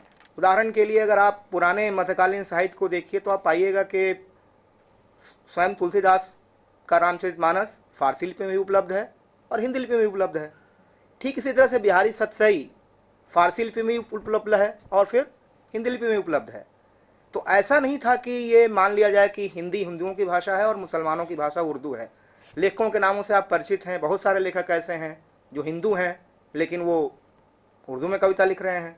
उल्टा भी है, बहुत सारे ऐसे मुसलमान हैं भक्ति काल के ज़माने से लेकर के, यहाँ तक कि अगर आप आरंभिक हिंदी साहित्य को देखिए जिसको आदिकाल कहते हैं, उसमें जो प्रमुख किताब है संदेश रासक, वो एक मुसलमान व्यक्ति की लिखी हुई जिसका नाम है अब्दुल रहमान, और उसमें कहीं नहीं है वो किसी भी अरबी या फारसी का इस्तेमाल नहीं करता, वो अपभ्रंश में लिखता है और पूरे संस्कृत काव्य शास्त्र को आत्मसात करते हुए लिखता है। तो ऐसा मेरा ये मतलब मानना है कि ये फोर्ट विलियम कॉलेज से शुरू हुआ, जिसमें क्योंकि वहाँ पे मुंशी लोगों को और पंडितों को इकट्ठा किया गया, जिसमें कहा गया कि आप हिंदी की किताबें शुरू कीजिए और उर्दू की किताबें लिखनी शुरू कीजिए, जिसमें कि सदल मिस्र या उधर फिर मीर अम्मन ये सब लोग थे। फोर्ट विलियम कॉलेज के साथ एक दिलचस्प बात है जो आजकल भारत के विश्वविद्यालयों में ज़्यादा दिखाई देती है। फोर्ट विलियम कॉलेज के कर्मचारियों और प्रोफेसरों को एक कसम खानी पड़ती थी। आजकल भारत में कसम का बहुत दौर है, तो उसको भी थोड़ा याद करते हुए उसमें कसम में रहती थी बात कि ईसाई धर्म, इंग्लैंड के चर्च, ब्रिटिश संविधान और कॉलेज के कुछ जो नियम हैं उनके खिलाफ न तो निजी जीवन में कोई बोल सकता है और ना ही सार्वजनिक जीवन में कोई बोल सकता है। ये बजाबता कसम खानी पड़ती थी। तो ये कुछ परिस्थितियां थीं गारसा दासी से पहले। अब वापस लौटते हैं गारसा दासी पे। उनके जीवन के बारे में जो कुछ भी जानकारी थोड़ी सी मिली मुझे, उसमें आप शायद उनका नाम जानते ही होंगे आप लोग। एक मशहूर ओरिएंटलिस्ट थे, यहाँ फिर उच्चारण देखिएगा आप लोग, सिल्वेस्टर द सेसी, उनके शिष्य थे वो, और उन्होंने कहा कि तुम हिंदुस्तानी सीखो। और ये ध्यान रखिए कि हिंदुस्तानी यूरोप में उर्दू का नाम था। हिंदुस्तानी से ये दुविधा नहीं होनी चाहिए कि भारत में जो हिंदुस्तानी है उसको कहा जा रहा था, ऐसा नहीं है। वहाँ उर्दू को हिंदुस्तानी कहते थे। और फिर ये सेसी ने उनके लिए बाकायदा रोजगार की और फिर कैसे चेयर वगैरह भी बनाया उन्होंने। लेकिन गारसा तासी का ये जो ख्याल था कि हिंदुस्तानी सीख करके और मुझको आगे काम करना है, उन्होंने जारी रखा और उसके बाद व्याकरण वगैरह भी लिखा। मेरा समझ इतिहास से है। मैं इसका समर्पण आप लोगों को ध्यान में दिलाना चाहता हूँ। जो आज किताब लिखने वाला किसी को समर्पित करता है उससे बहुत सारी बातें साफ होती हैं। ये किताब ग्रेट ब्रिटेन की साम्राज्ञी को समर्पित है, इनका जो इतिहास है जिसका नाम मैंने लिया, और उसमें ये 2-3 बातें कहते हैं। पूरा समर्पण पढ़ने का समय नहीं है, बाद में अगर मौका मिलेगा तो पढ़ के सुनाऊंगा। जिसमें एक बात तो ये कहते हैं कि जिस ब्रिटिश शासन के अंतर्गत न तो लूट का भय है न देशी सरकारों का अत्याचार है, उसका उनकी रचनाओं में यशगान हुआ है। मतलब महारानी विक्टोरिया के बारे में यहाँ के जो रचनाकार हैं, चूंकि लूट का भय नहीं है, चूंकि किसी और चीज़ का भय नहीं, इसलिए वो लोग बहुत ज़्यादा उनको एक तरह से आदर भाव के साथ याद कर रहे हैं। और यहीं वो भारत की प्राचीन मध्यकालीन जो शासिका हैं रजिया सुल्तान, उसका भी कह लीजिए कि इस्तेमाल करते हैं, उनको याद दिलाते हैं और कहते हैं कि इसमें कहीं ना कहीं भारतीयों को कोई मेल दिखाई पड़ा है, इसलिए उन्होंने बहुत शौक से इसको स्वीकार कर लिया है। अब ये जो बात है कि जिस ब्रिटिश शासन के अंतर्गत लूट का भय नहीं है, यहाँ पे अभी पिछले साल किताब आई है शशि थरूर की जिसका नाम है द एरा ऑफ डार्कनेस। उसमें उन्होंने एक तथ्य बताया है, एक तथ्य से ही पता चल जाएगा। वो कहते हैं कि जब अंग्रेज आए यहाँ, उससे पहले पूरी दुनिया की संपत्ति का भारत में जो हिस्सा था वो 23% था, और जब अंग्रेज यहाँ से गए तो पूरी दुनिया में संपत्ति का हिस्सा 3% था। यानी 20% संपत्ति अंग्रेजों के रहने के कारण इधर उधर हो गई। दूसरी बात यह भी है जो कह रहे हैं गारसा तासी की रचनाओं में यशगान हुआ है। तो किताब ये जैसे मैंने बताया शुरू में आपको कि 1839 की है। हिंदी साहित्य में वो जो समय है उसको हम लोग रीतिकाल के नाम से जानते हैं। और उस समय के जो कवि लोग हैं वहाँ कहीं अंग्रेजी राज का कोई बहुत कह सकते हैं आपकी एक गुणगान हो, ऐसा नहीं है। ये बाद में दिखाई पड़ता है। भारतेंदु युग जो 1850 से माना जाता है, वहाँ से शुरू होता है ये।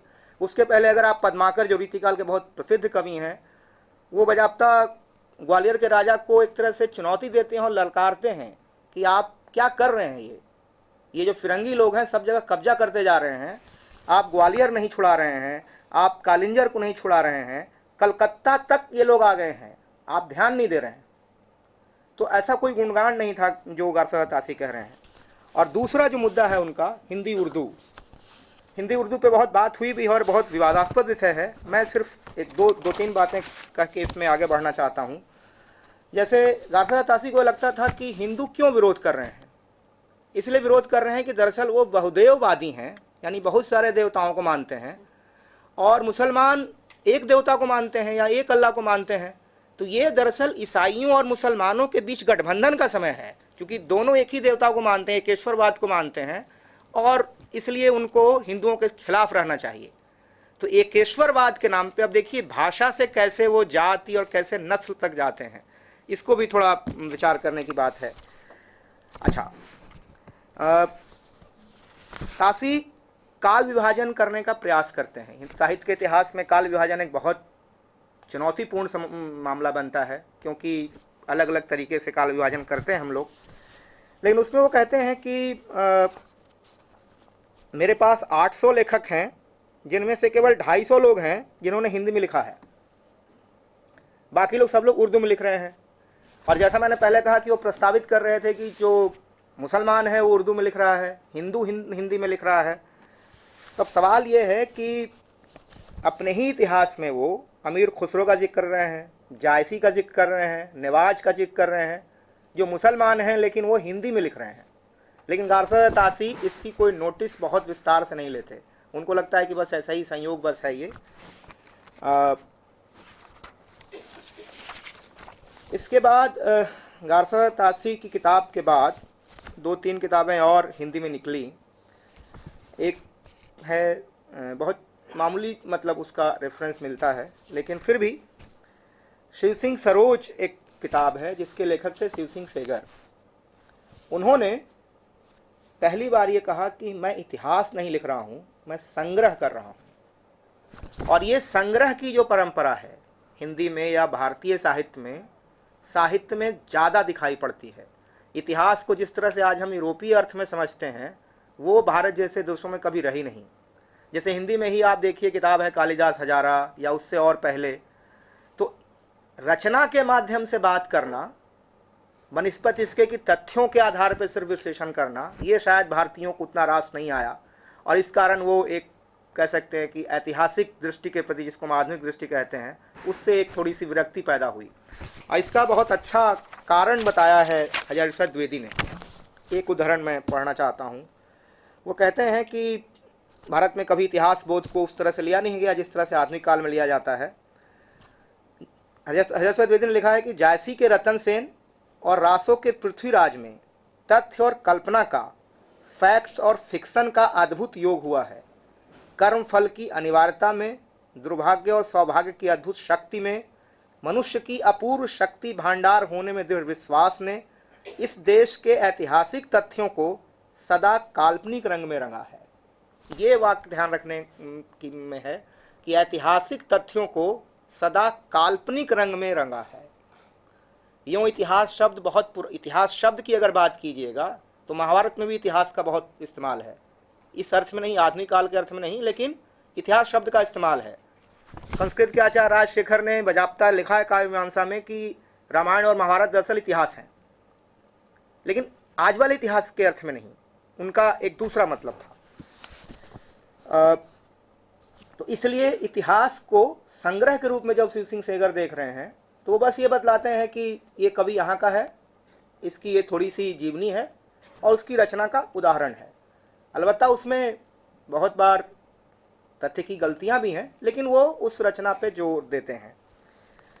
इसके बाद जो इतिहास है जिसने ज़्यादा हिंदी साहित्य को प्रभावित किया वो है ग्रियर्सन का इतिहास, जिसका नाम है the modern vernacular literature of Hindustan.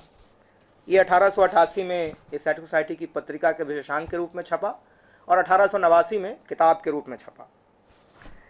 1886 में वियना में एक प्राच्यवादियों का यानी ओरिएंटलिस्ट लोगों का एक सम्मेलन हुआ, अंतर्राष्ट्रीय सम्मेलन। उसमें ग्रियर्सन ने तुलसीदास पर एक पर्चा पढ़ा और वहाँ से उनकी दिलचस्पी इस साहित्य के इतिहास में हुई। भाषा का भी सर्वेक्षण कर रहे थे वो, लेकिन ग्रियर्सन भी अपनी इस किताब को इतिहास नहीं कहते।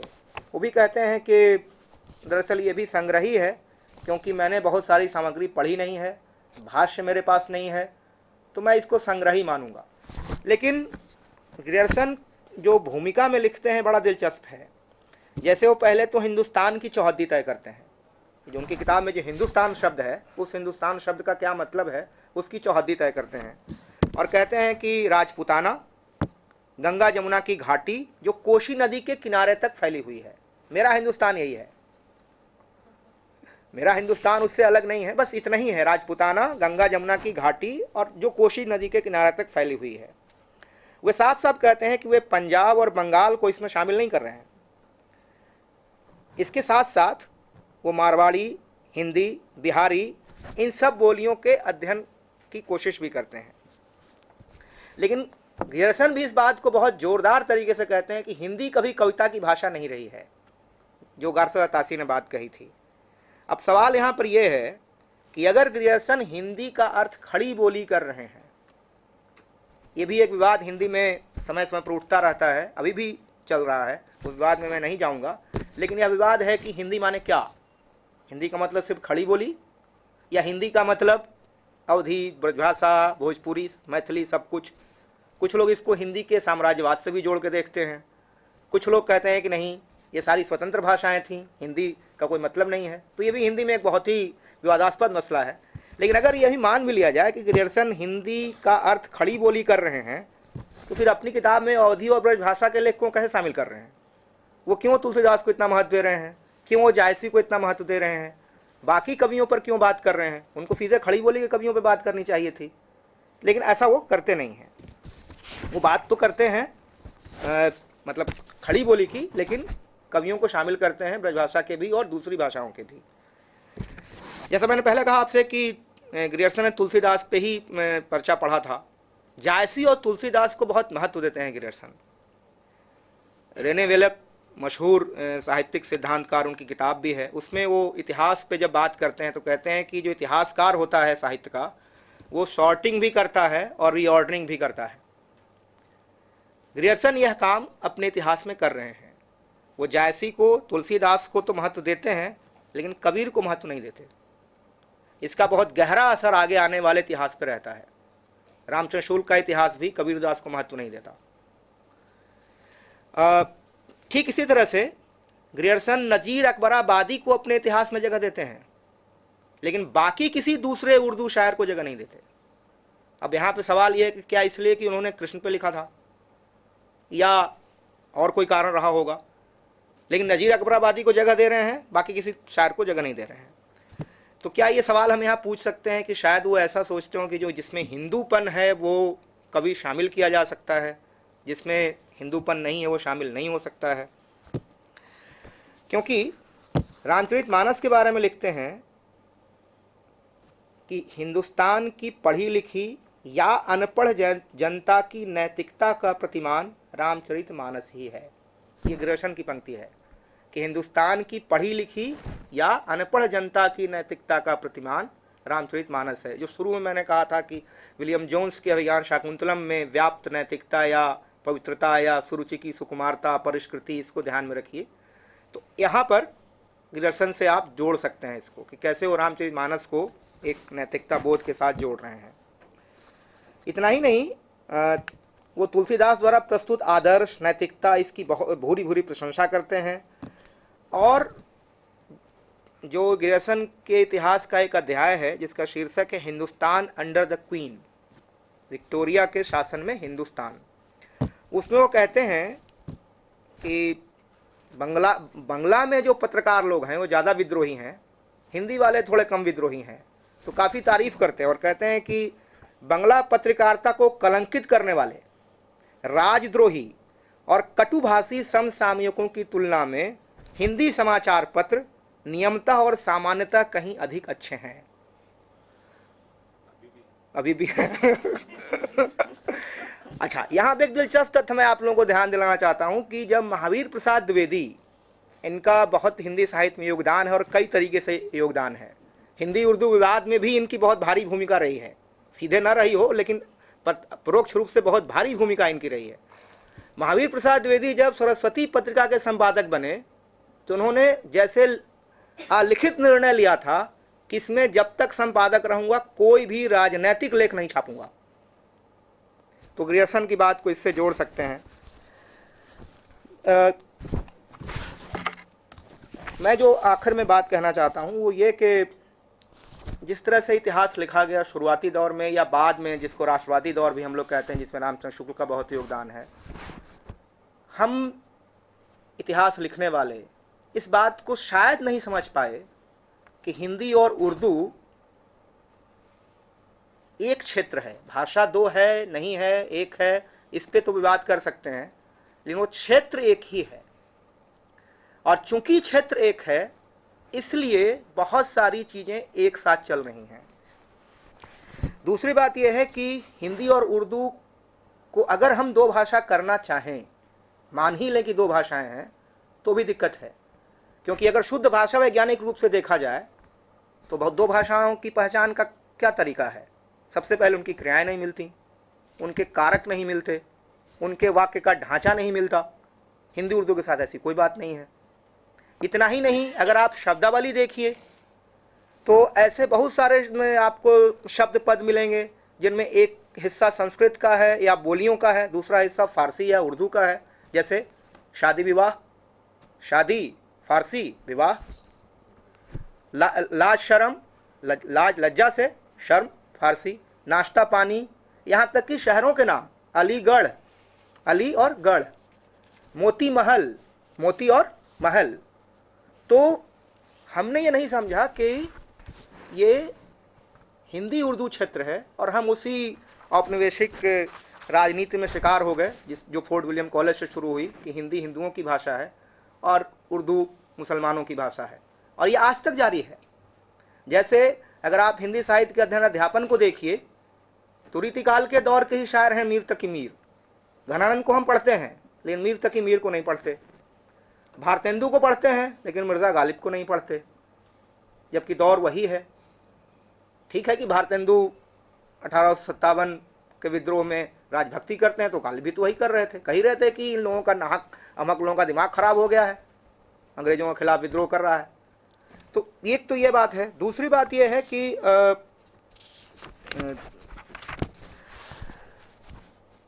भाषा के साथ साथ साहित्यिक प्रतिमान का ही प्रश्न है। जो मैंने आपको ग्रियर्सन के उदाहरण से बताया कि तुलसीदास और जायसी को जो स्थापित किया ग्रियर्सन ने, वो आज तक कहीं ना कहीं चला आ रहा है। हिंदी में शायद ही कोई ऐसा आलोचक हो जो ये कह सके कि तुलसीदास उतने अच्छे कवि नहीं हैं जितने अच्छे कवि सूरदास हैं। ये कहना बहुत मुश्किल है, आज भी उसको स्वीकार नहीं किया जाएगा। कबीर को तो खैर हजारी प्रसाद द्विवेदी ने किसी तरह से स्थापित किया, लेकिन सूरदास के बारे में आप ये नहीं कह सकते। हम लोग एक बार अपने शिक्षक को कह रहे तो डरते डरते हम लोगों ने कहा कि हम लोगों को तो सूरदास ज़्यादा अच्छे लगते हैं। बोले कहते क्यों नहीं हो? हमने कहा कहेंगे तो मानेगा कौन?